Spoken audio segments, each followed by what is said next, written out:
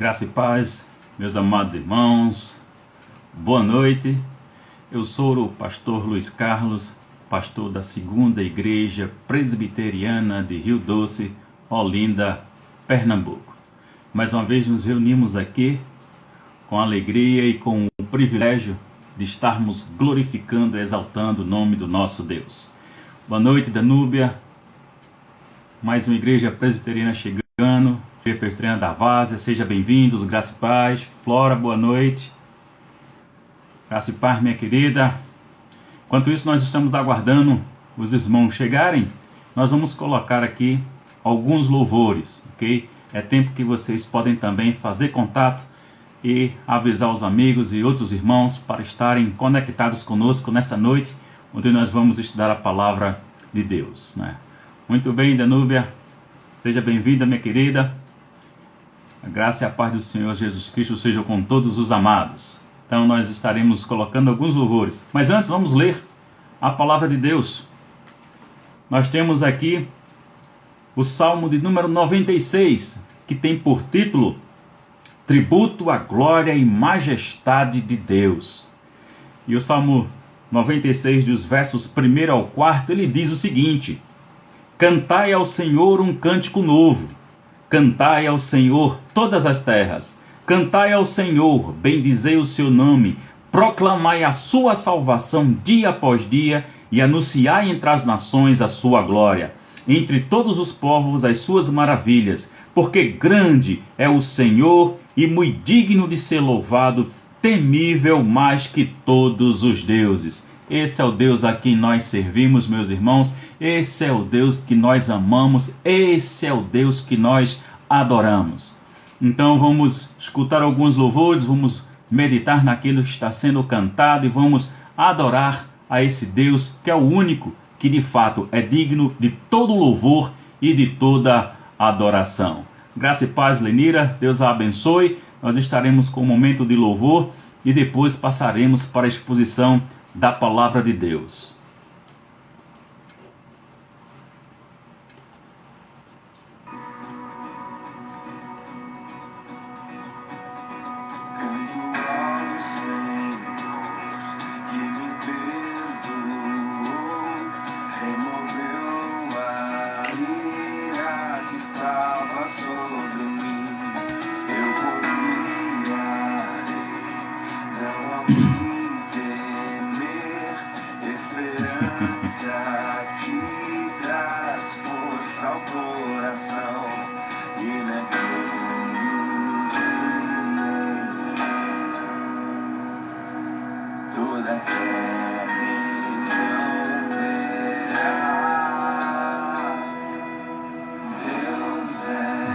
Salvação, o mal não irá triunfar.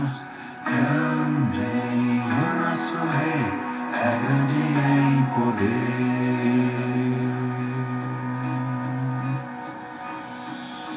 Verbo que encarnou, o amor veio a nós, em verdade, graça, vimos sua luz, o princípio e o fim, o Filho de Deus, que foi morto, mas agora vivo está, e naquele dia, enfim,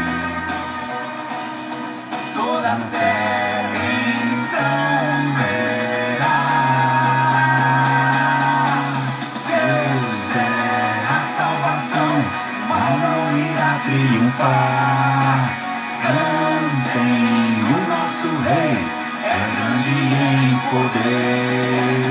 Deus é a salvação, o mal não irá triunfar. Cantem, o nosso rei é grande em poder. Graças ao Senhor que nos libertou, com alegria em coração, nós celebramos o Rei que vive em nós.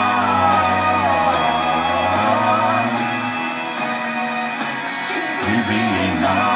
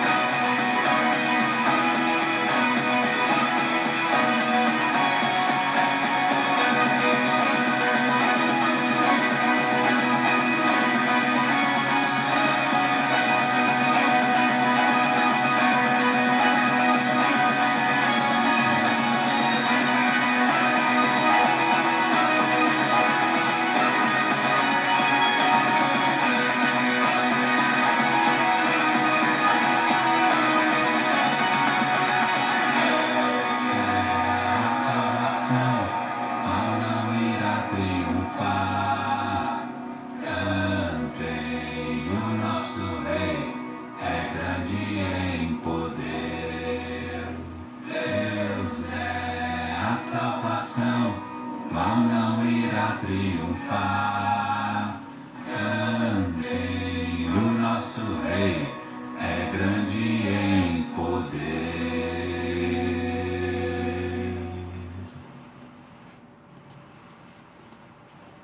Vamos para outro louvor. Enquanto isso, meus irmãos, convidem seus parentes, seus amigos, seus irmãos a estarem conectados conosco. Após mais esse louvor que nós iremos colocar, nós iremos partir para o estudo da palavra.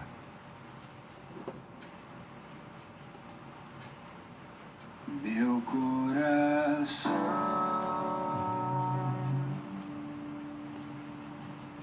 exalta o Senhor,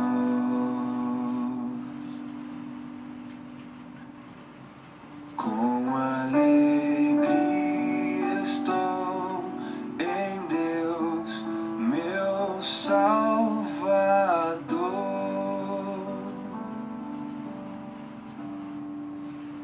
Ele me olhou,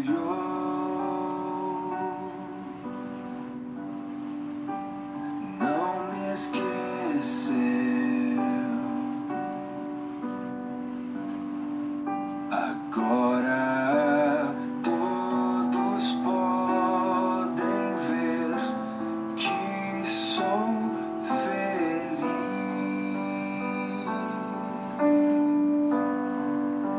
Seu nome é santo, grande em poder.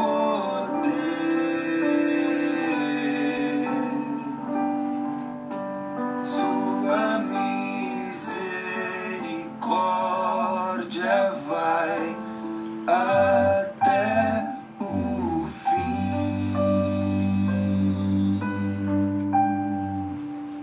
Pobre exaltou,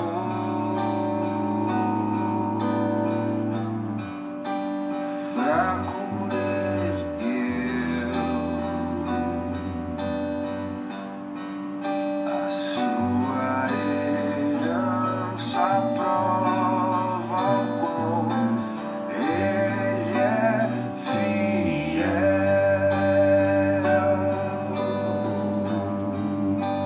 Que prometeu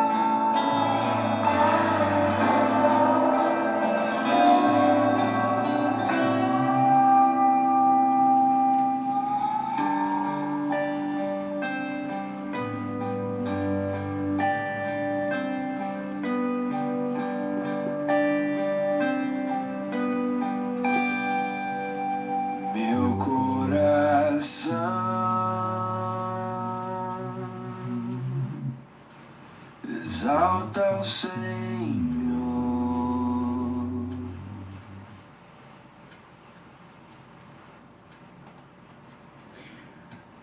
Glória ao Pai, ao Filho e ao Espírito Santo. Amém. Mais uma vez, a graça e a paz do nosso Senhor e Salvador Jesus Cristo sejam com todos os amados irmãos, irmãs e igrejas que neste momento estão aqui conosco online para este momento de estudo da Palavra de Deus. Então, eu convido aos amados irmãos a estarmos abrindo a Palavra de Deus na primeira carta de Paulo aos Coríntios. Nós estaremos fazendo a leitura do capítulo 15. Hoje nós vamos iniciar o capítulo 15, dos versos 1 até o 19. Carta de Paulo aos Coríntios, 1 Coríntios, capítulo 15, dos versos 1 a 19. Algum irmão, por gentileza, ou irmã, poderia digitar o texto aí para ficar claro, que assim as pessoas que chegarem depois, elas tomarão ciência qual é o texto que nós estamos trabalhando nessa noite. Assim diz a palavra do Senhor. Tem por título a ressurreição de Cristo, penhor da nossa ressurreição. E diz assim: Irmãos, venho lembrar-vos o evangelho que vos anunciei, o qual recebestes e no qual ainda perseverais. Por ele também sois salvos, se retiverdes a palavra tal como vou-la preguei, a menos que tenhas crido em vão. Antes de tudo, vos entreguei o que também recebi, que Cristo morreu pelos nossos pecados segundo as Escrituras, e que foi sepultado e ressuscitou ao terceiro dia segundo as Escrituras. E apareceu a Cefas, e depois aos 12, depois foi visto por mais de 500 irmãos de uma só vez, dos quais a maioria sobrevive até agora. Porém, alguns já dormem. Depois foi visto por Tiago, mais tarde por todos os apóstolos, e afinal, depois de todos, foi visto também por mim, como por um nascido fora de tempo.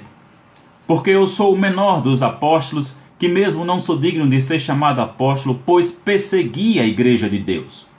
Mas pela graça de Deus sou o que sou, e a sua graça que me foi concedida não se tornou vã, antes trabalhei muito mais do que todos eles, todavia não eu, mas a graça de Deus comigo. Portanto, seja eu ou sejam eles, assim pregamos e assim crestes.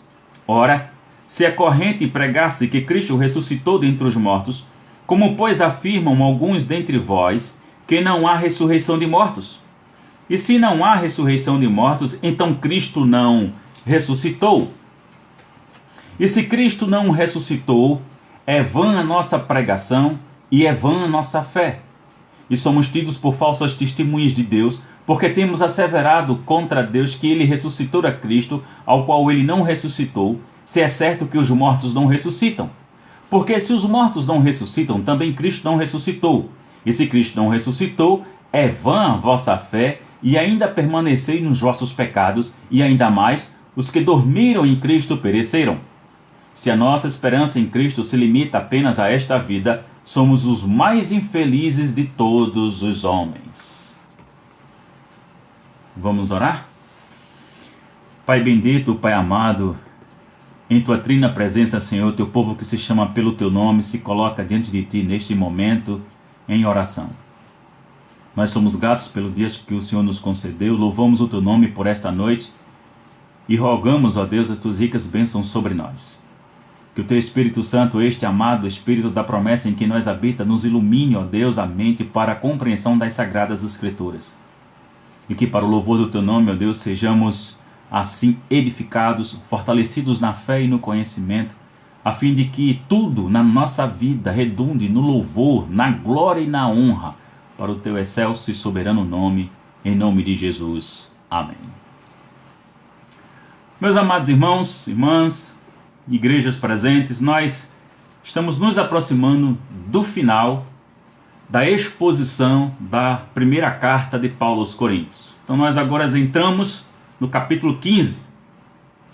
O assunto deste capítulo, meus irmãos, ele é totalmente diferente dos outros. Totalmente. Pois Paulo escreveu sobre diversos problemas, tais como problemas morais, éticos, culturais, eclesiásticos, que os coríntios eles enfrentavam. Neste capítulo, Paulo discute sobre a doutrina da ressurreição. Essa doutrina era um assunto de debate ferrenho na igreja de Corinto, e haviam dúvidas acerca dessa doutrina. Então, neste capítulo, Paulo, de forma bem objetiva e enfática, ele nos mostra 3 coisas. Primeiro, Cristo morreu pelos nossos pecados. Segundo, a ressurreição de Cristo ela é fundamental para o Evangelho. Terceiro, a ressurreição de Cristo também implica na ressurreição do cristão. Então aqui, meus amados irmãos, Paulo ele reafirma o básico, o conteúdo básico, o conteúdo fundamental, doutrinário do Evangelho que ele havia pregado aos coríntios desde o início. Por mais que ele apresente novas questões ao discorrer sobre o tema da ressurreição, é extremamente importante que nós venhamos a observar que aqui ele reafirma os fatos sem introduzir outros. Então, a gente tem a percepção aqui que Paulo ele se posiciona contra os coríntios que negavam a ressurreição por causa da influência filosófica grega, que acreditava na imortalidade da alma, mas não na ressurreição do corpo físico. Acreditava na vida futura, mas não na ressurreição do corpo. E aqui é um grande desafio da parte de Paulo em começar a ter que trabalhar essas questões, esclarecer de fato à igreja de Corinto os aspectos fundamentais do Evangelho.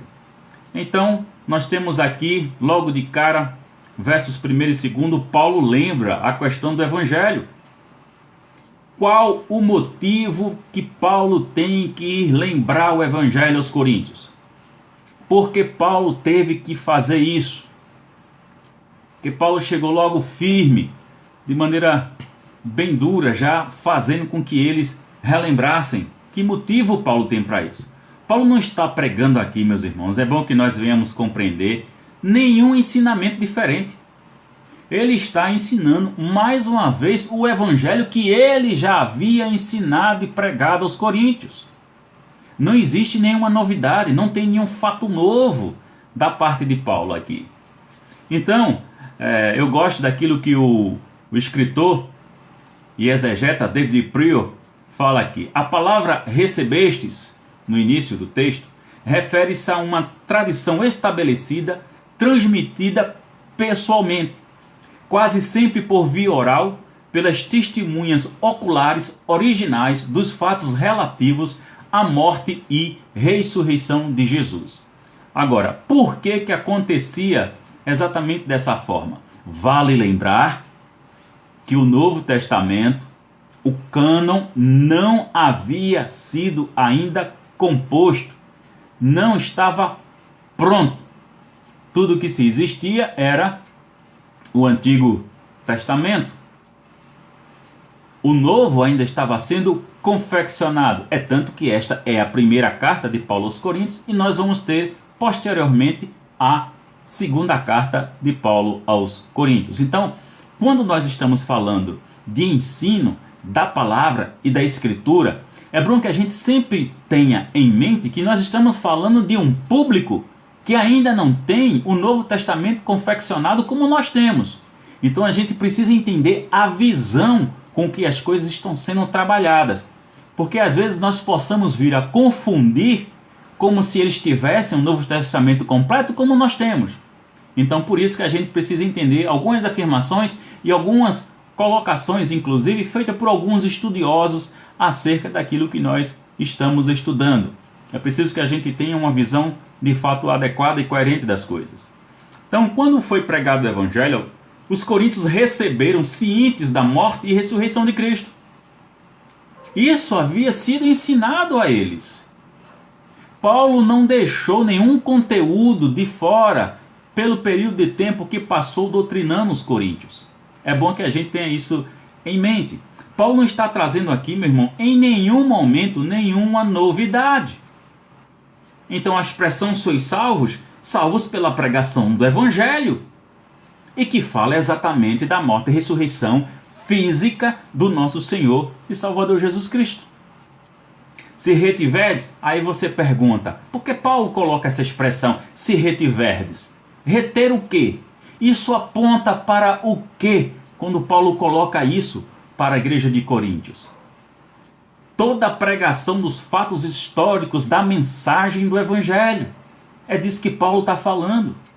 A história tinha sido contada para os coríntios. Eles sabiam perfeitamente do que se tratava, qual era o assunto em voga. E aí, pasmem, né? Começam dúvidas, discussões e descrenças.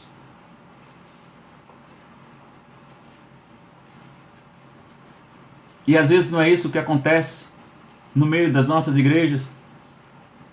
Não é isso que muitas vezes ocorre no meio do povo de Deus. Há quem se levante a fazer certos questionamentos, a gerar certos tumultos, criar contendas, gerar balbúrdias, por causa do seu próprio ponto de vista. Não sei se vocês percebem, mas passa-se anos e anos, sempre surge uma nova teologia.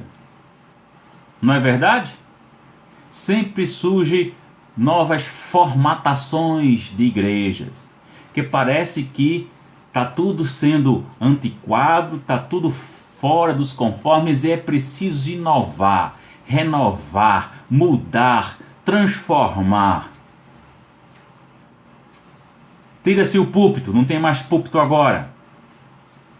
Tira a cruz, tem cruz mais não. Tira o presbitério. O presbitério é aquela parte ali onde tem um púlpito, onde os presbíteros e os pastores ficam sentados, né? Aquela parte ali chamada presbitério. Tira o presbitério. Aí agora a gente tem o quê? Palco. Certo? Um apoio só para colocar a Bíblia. Luzes coloridas. Gelo seco. Aí a gente se pergunta, e que evangelho é esse? Que evangelho é esse? Então, meus irmãos, começam a surgir movimentos, não era diferente já naquela época. No desenvolvimento da própria igreja, já haviam controvérsias. Então, Paulo faz essa afirmação, né? Crido, né? Ou credes em vão? Negar a ressurreição de Cristo é negar a própria fé. É negar a própria fé. Paul Murray, ele diz o seguinte: a salvação é um processo presente, com suas raízes no passado e sua consumação somente no futuro. Exatamente. Por quê, irmãos? Nós fomos salvos, nós estamos sendo salvos e nós seremos salvos. Exatamente isso. Cristo morreu na cruz há mais de 2000 anos. Foi realizado lá na cruz do Calvário. Essa salvação não chegou a nós hoje, a mim, a cada um de vocês. E será de fato consumada na segunda vinda de Cristo, quando os nossos corpos serão semelhantes ao dele, um corpo glorificado, onde não habitará mais o pecado. Por enquanto nós estamos num clima de tensão, do agora, do já e ainda não. Estamos vivendo ainda aqui no corpo físico, nesta carne, que a gente luta todos os dias para mortificar nesta carne o pecado, como nos ensina Paulo. Então nós temos aqui algumas aplicações. E aí a gente vai refletir. O que cada um de vocês receberam? O que eu recebi? O que vocês receberam? Foi o verdadeiro evangelho? Vamos refletir sobre isso. Foi de fato as mensagens das boas novas? ou a gente recebeu um produto de consumo para satisfazer o nosso próprio estilo de vida? Vem a reflexão. Permanecemos no Evangelho ao qual nós professamos? Nós estamos firmes no Evangelho e na fé que nós professamos ter? Mas uma outra reflexão e aplicação para nós. Temos a convicção de fato da salvação? Isso é importante. Somos convictos disso? Ou há dúvidas? Se existe, então a gente conversa. A gente marca um gabinete por telefone. Essa questão tríplice que eu levantei agora, irmãos, é a ênfase dada por Paulo aqui em relação ao Evangelho. E esse questionamento direto que ele faz à igreja de Corinto. Dos versos 3 ao 5, nós temos a questão segundo as Escrituras. Então Paulo coloca, recebi. O recebi aqui, né, de Paulo, é que ele declara o Evangelho não como apenas o ensino que ele próprio inventou. Então a gente precisa entender isso. Paulo, ele recebeu o Evangelho e ele propagou o que ele recebeu. Foi doutrinado por Átila e Priscila, que ensinaram toda a verdade acerca do Evangelho. Teve aquele encontro glorioso, majestoso e poderoso com Cristo. Caiu do cavalo. Teve sua própria experiência pessoal. Cristo foi ter com ele e o converteu. E isso é fabuloso, é fantástico, irmãos. Né? Então aquilo que Paulo recebeu, aquilo qual Paulo foi comissionado também, ele retribuiu. Ele compartilhou, ele ensinou, ele doutrinou a igreja de Corinto. E mostra que não foi irresponsável e nem foi falho ao fazer isso. E é importante também que nós tenhamos essa compreensão para que a gente não comece a tomar partido dos coríntios e achar que os coríntios estavam certos naquilo que estavam questionando Paulo. Não havia falha no ensino de Paulo. Ele não foi falho em nenhum momento. Então, meus amados irmãos, ele indica que o recebeu do Senhor e que considerou o ensino dos apóstolos como sendo uma tradição autorizada que teve origem no próprio Jesus Cristo. Gálatas capítulo 1 e o verso 12, Paulo diz o seguinte: porque eu não o recebi, nem o aprendi de homem algum, mas mediante revelação de Jesus Cristo. Ele teve encontro pessoal com ele. Isso é um fato, isso é uma realidade. E depois teve o forte apoio de Átila e Priscila. Então, meus irmãos, nós temos Paulo continuando e coloca assim, segundo as Escrituras. Então, Paulo volta-se aqui, não é? Argumenta logicamente de forma bíblica. Isso que é importante também a gente compreender. Tá certo? Então, volta-se aqui para o Antigo Testamento. Então, nós temos que Cristo morreu, primeiro, que Cristo morreu por nossos pecados segundo as Escrituras. Aí nós temos Isaías 53 e os versos 5, 6, 8 e 9. E nós temos também 1 Pedro 3,18. Segundo aspecto, que ele foi sepultado. Atos capítulo 13, o verso 29. Terceiro aspecto, ele foi ressuscitado ao terceiro dia segundo as Escrituras. Mateus 28, dos versos 5 a 6. Quarto aspecto que nós temos aqui, que ele apareceu a Cefas, Pedro, e depois aos 12. E aí ele relata exatamente o Evangelho de Lucas, capítulo 24 e o verso 34. Então, meus irmãos, nós temos agora, seguindo adiante dos versos de 6 a 8, a aparição de Jesus. A aparição de Jesus. Os versos 6 a 8 são um relatório histórico das aparições de Cristo. E aí nós temos o quê? Visto por 500 irmãos, visto por Tiago, visto por todos os apóstolos, visto por, finalmente, ele, Paulo. Então a gente tem aí compreendido dos versos 6 a 8 justamente essas questões aí, essa narração de fatos históricos acerca das testemunhas oculares do nosso Salvador após sua morte, né? Aqui, despeito a sua ressurreição. Então nós temos dos versos 9 a 11 questões pessoais que Paulo começa a colocar. A humildade de Paulo é vista. Apesar de que possa parecer, né? Possa parecer que Paulo seja arrogante, que ele não é. Ele apenas é firme em afirmar as convicções doutrinárias do Evangelho. É firme em exortar, é amoroso, mas é firme. Isso é fato. Então aqui Paulo, ele coloca algumas questões de ordem pessoais e afirma ele ser o menor.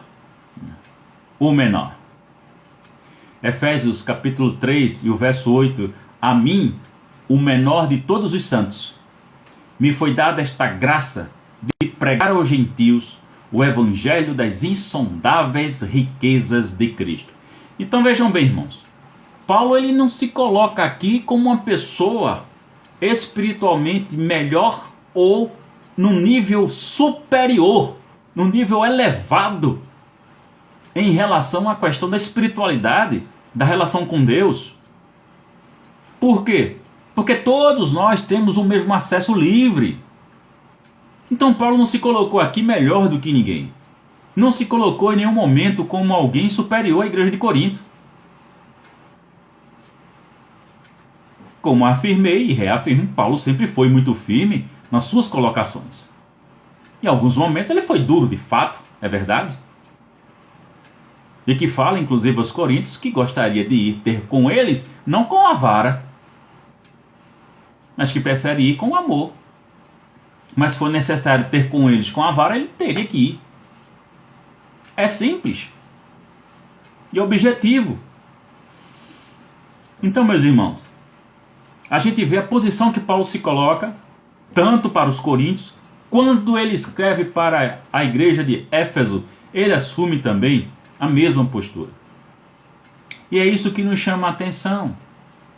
Porque quando nós paramos para pensar, meus irmãos, Paulo foi o maior compositor do Novo Testamento. A quantidade de cartas que Paulo escreveu. O maior compositor do Novo Testamento é ele. O maior trabalho missionário realizado foi por ele. E a gente verifica isso naquelas Bíblias que tem aqueles mapas, né? Que vão mostrando as viagens missionárias de Paulo, a primeira, a segunda, a terceira, tal. Tá tudo ali. Ninguém fez o quanto ele fez. Então não temos como enxergar Paulo tendo esse sucesso todo sendo alguém que se gabasse de si mesmo. Porque estaria contra o próprio Espírito Santo. Não é verdade, meus irmãos? Então nós temos aqui, de fato, Paulo assumindo uma posição, de fato, que ele o é. Sim, ele se considera, ele se humilha, realmente, diante de Deus, se colocando como o menor. Então, apesar de ter sido chamado e vocacionado por Cristo pessoalmente, Paulo não se tornou arrogante. E aí vem um exemplo para nós de não sermos arrogantes. Olha, muitas vezes existe um erro na nossa mentalidade. Às vezes nós olhamos para a igreja como se nós estivéssemos olhando para uma empresa. Ela pode parecer,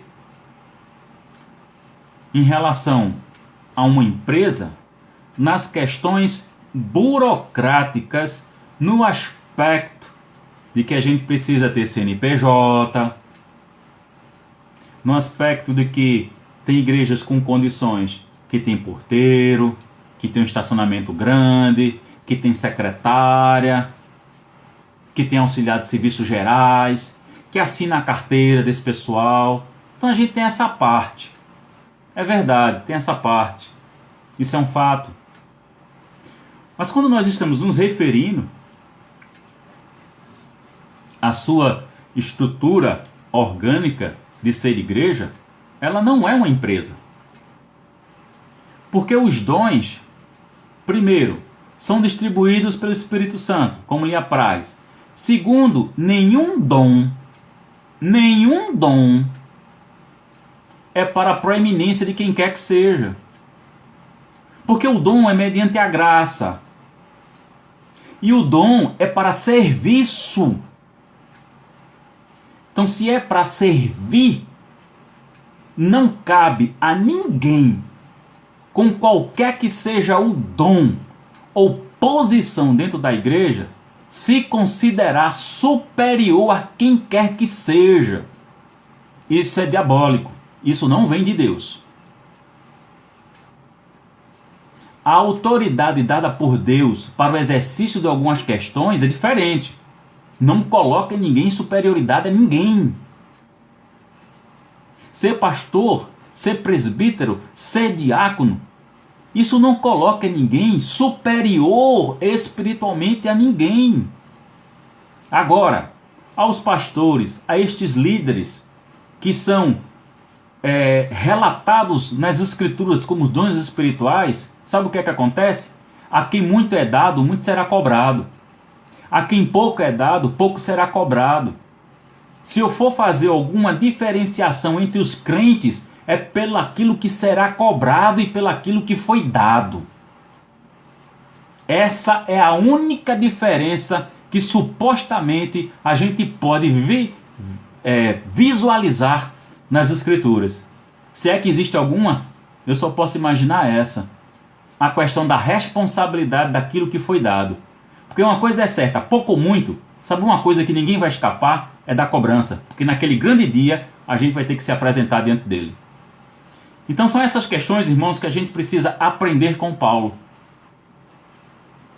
Nós podemos dizer assim, poxa, irmãos, Paulo foi fabuloso, foi fantástico, foi grandioso, Paulo foi o cara. Como algumas pessoas gostam de dizer na gíria popular. Mas lembre-se que o próprio Paulo coloca que não eu, mas a graça comigo. Então é isso que deve estar na nossa mente. Essa deve ser a nossa cosmovisão, nosso entendimento tem que ser este. A graça conosco, não se trata de nós, nenhum momento, nunca se tratou. Lembrem-se, nós somos os vasos de barro, a excelência está no tesouro dentro do vaso. Então, meus amados irmãos, Paulo nunca se tornou arrogante. Nós temos aqui o tríplice aspecto da graça na vida de Paulo.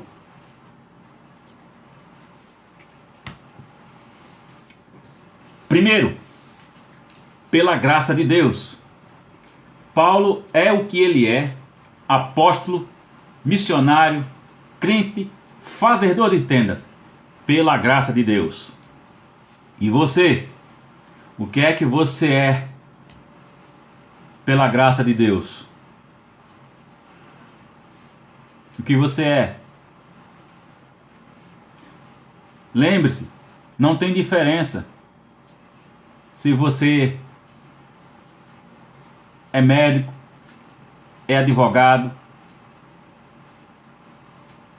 ou dona de casa.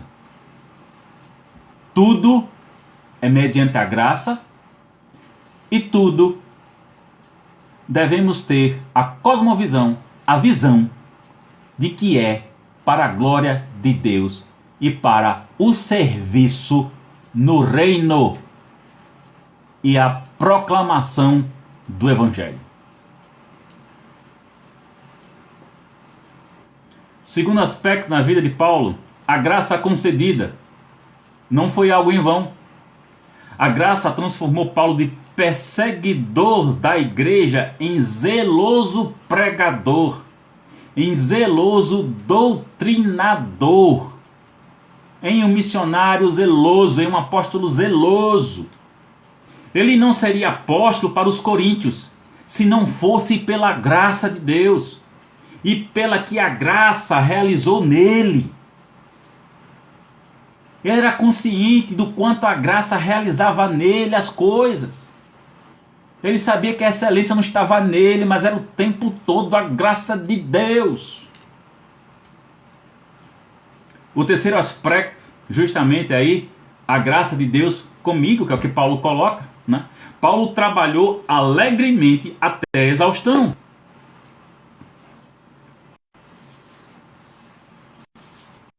Isso é importante a gente observar. Olha, isso é tão certo, e é tão sério, e é tão verdadeiro, que nós temos aquelas cartas chamadas Carta da Prisão. E a carta de Filipenses é uma. Já não estava preso. Mas sabe o que me chama a atenção? É que a carta de Filipenses, ela é conhecida como a carta da alegria, pela quantidade de vezes que Paulo trata desse assunto e fala da alegria, da relação nossa com os irmãos, com Cristo, com Deus, com o Espírito Santo que habita em nós, de vivermos o Evangelho alegremente. Alegrai-vos, mais uma vez eu vos digo, alegrai-vos. Aí você para pensar, o cara está preso? Sim, de fato. Para nos provar que não são circunstâncias, nem tampouco as situações, que determinam a qualidade da nossa alegria. Nunca o será. Então Paulo aqui, não é, prossegue, e a expressão é assim, né, crestes, retomando aqui ao seu argumento inicial. E aí a gente parte agora para a parte final, dos versos 12 a 19, questões sobre exatamente a ressurreição.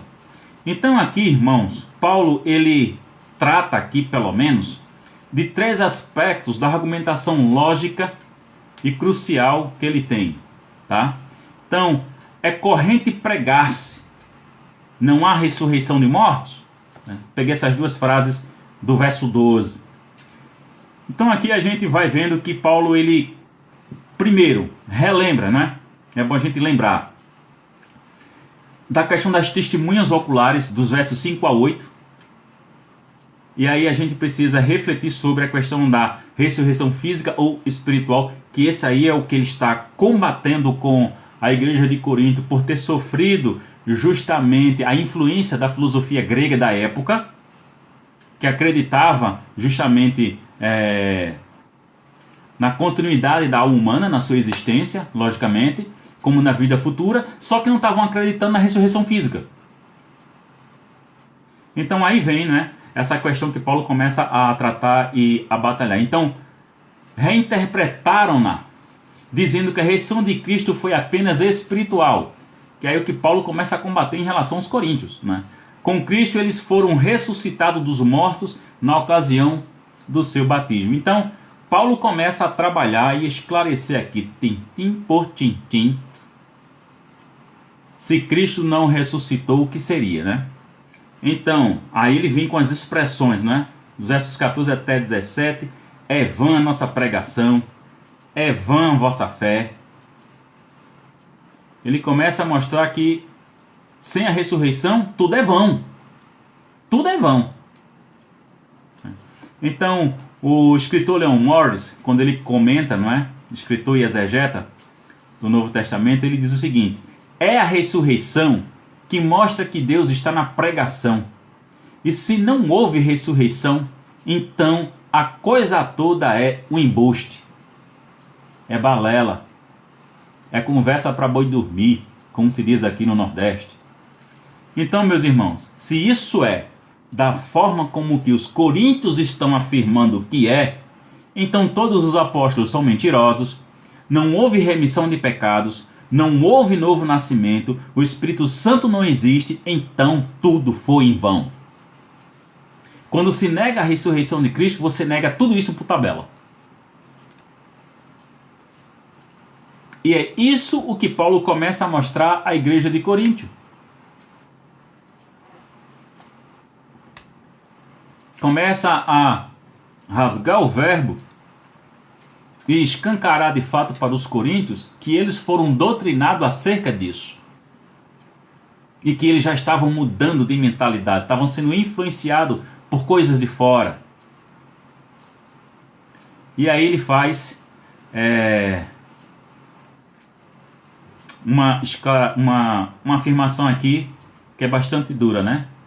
Vai dizer que se é assim, se tudo foi vão, e o que é que significa?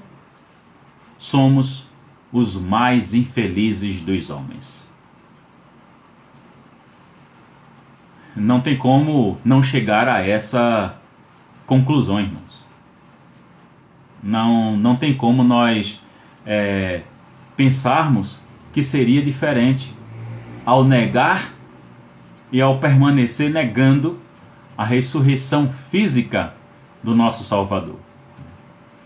A gente sabe que ainda hoje existe influência acerca disso, né? Alguns teólogos chamados teólogos liberais, tá certo? Eu me lembro de ler um livro há muito tempo falando sobre um desses teólogos liberais, e outrora se perguntou a um deles: é verdade que Cristo ressuscitou? Aí o teólogo liberal respondeu: sim, no coração dos discípulos. Isso é uma inteira negação que de fato Jesus Cristo ele ressuscitou fisicamente. É tanto que a resposta está dizendo que ressuscitou no coração, ou seja, no entendimento, né, dos discípulos, na sua relação com Deus o Pai. Então a experiência foi apenas essa, uma questão interna, uma convicção, e nada comprovado, vamos assim dizer. Então é lamentável que ainda existe hoje, né? Ainda existe hoje pensamentos dessa natureza aqui e acolá, ainda influenciando a igreja de Cristo. Então, meus irmãos, se nós somos os mais infelizes dos homens, então a gente começa a fazer agora várias perguntas. E as profecias do Antigo Testamento são o quê? E a vida eterna existe? Cristo mentiu quando disse que estava indo preparar moradas, que não nos deixaria órfãos, mas que enviaria o Espírito Santo? Se Cristo mentiu, ele foi preparar que lugar? Aonde? Existe a pátria celestial realmente? Ela é verdadeira? Então, o apóstolo João escreveu um conto de fadas chamado Apocalipse. Vejam e percebam o quão sério é a negação da ressurreição física de Cristo. Vejam por tabela quantas coisas que se afirma e que se crê são derrubadas. É feito um efeito dominó. Você toca numa peça, sai derrubando todos os outros. Uma vez que você negue isso, o que é que resta? Não vai sobrar mais nada, meus irmãos. Não vai sobrar mais nada. Então a gente conclui com uma frase: se nesta vida pusemos a nossa esperança em Cristo, e isso é tudo. Coloquemos, reiteremos todos nós, de fato, que a nossa esperança é Jesus Cristo. Que apesar, meus irmãos, desse momento caótico, mundial, e de forma bem específica de nossa nação, desse turbilhão de informações, de contradições, de negações, essa balbúrdia, disputa política pelo poder, simplesmente do poder pelo poder, que isso mostra de fato o coração desses homens, aonde está o intuito deles, onde está o tesouro deles. Apesar de tudo isso, irmãos, a nossa esperança é Cristo, e sempre o será. A nossa maior e única esperança é Cristo. Apesar de tudo que nós estamos vivenciando, apesar do isolamento e o lockdown impostos a nós, Cristo não deixa de ser a nossa esperança. Está nele. É nele que nós devemos confiar. É nele que devemos nos apegar. Porque, meus irmãos, vereador, prefeito, governador, deputado estadual, deputado federal, senador, ministros, vice-presidente e presidente são homens. E como homens, eles pecam e são seduzidos pelos suas próprias paixões e servem a si mesmos. Raro alguns casos em que nós temos cristãos fiéis, autênticos e verdadeiros, testemunhando dentro dessa esfera. Mas lembrem-se que apesar disso, a nossa esperança é Jesus Cristo. A nossa esperança nunca esteve em nenhum homem, em nenhum projeto político, por mais importante que um projeto político seja, que um projeto econômico seja de fato importante para a nação, para a economia e etc., como um projeto para a educação, como um projeto para a saúde, como um projeto para a segurança. Todas essas coisas são importantes. Mas sem Cristo, nada disso tem valor algum. Sem Cristo, só restam os homens, escravos de seus próprios pecados e influenciados pelo próprio diabo. Então, irmãos e irmãs e igrejas, reafirmemos, confirmemos, a nossa esperança é Jesus Cristo. Que Deus aplique essa palavra aos nossos corações. Nós vamos orar e depois eu estarei despedindo os irmãos. Bendito Deus, nós louvamos o Teu nome e Te agradecemos, ó Pai, pela Tua palavra. Te agradecemos pelo Teu Espírito Santo em que nós habita, ó Deus, que nos ministrou aos nossos corações essa palavra tão poderosa. Deus, em nome de Jesus, nós neste momento queremos rogar e interceder pela nossa nação, por este momento, ó Deus, tempestuoso, de tantos problemas, de tantas confusões. Pai amado, nós rogamos em nome de Jesus que o Senhor tenha misericórdia do Teu povo que se chama pelo Teu nome. Nos abençoa, Pai Santo, e nos livra que a peste perniciosa da Covid-19 chegue aos nossos lares. Rogamos o Teu consolo, conforto, refrigério e Tua misericórdia, ó Pai amado, na vida de todas as famílias dos quais perderam entes queridos para esta enfermidade. Bem como nós reiteramos todas as noites as nossas orações em favor, Pai Santo, de todos os profissionais da saúde que estão na linha de frente nesta batalha pela vida, onde a grande maioria sofre com condições de trabalhos inadequadas, com a falta de EPI, com a falta de equipamentos necessários para tratar os próprios pacientes, Senhor. Tem misericórdia, Deus, destrói a corrupção desse país, Pai Santo.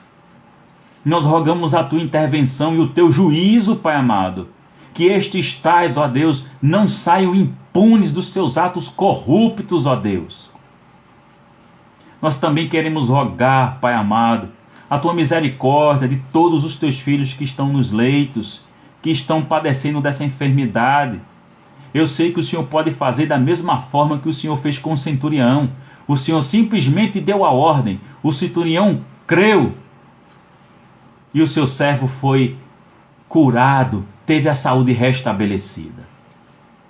Deus, nós rogamos mais uma vez a tua misericórdia sobre o teu povo, espalhado por toda a face da terra. Tem misericórdia do nosso país, exerce a tua justiça, ó Deus, com um povo tão sofrido, com um povo, Pai Santo, que infelizmente, em sua grande maioria, é idólatra. Ó Deus, tem misericórdia, Pai Santo, e transforma os corações desses políticos, ó Deus. Eu sei que o Senhor tem poder para fazer infinitamente mais daquilo que nós estamos rogando, clamando e pedindo a Ti, Pai amado.